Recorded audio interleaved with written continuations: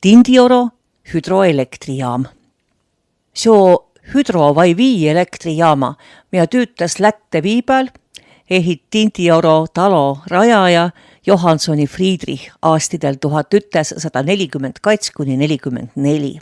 Kate suvega, lapju ja käsikäroga ehita Viihoitla Edimätse puidust sulundsaina. Tolle taada tei muldkiha ja kaevas 370 meetri pikkuse kraavi, mida juht Lättide vett kokku.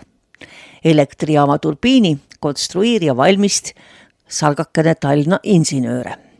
Sõja lõpupoole 1944. aastagal pand Punaarmee elektrijaama palama ja tuu edimene generaatri sai hukka.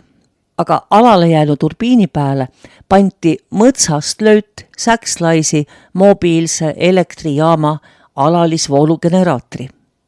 Ja tuu tüütas kuni 2001. aastagani. 2011. aastagast pääle tege elektrijaam tüüd vahtse turbiini ja generaatriga.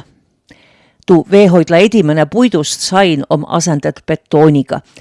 Teno tollele, et vett juusk aasta ringi ütte muudu, tege elektrijaam aastaga joosul umbes täpsele 5,5 megavatt-tundi elektrienergiat. Tegelikult om Rõugekandi holnuga tõne viilgi vanemp hüdroelektrijaam.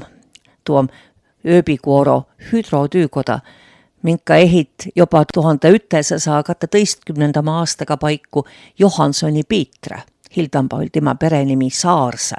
Sääl pruuktima vii jõudu niheste elektritootmises, ku tüüriistu ja massinide käügi hoitmises.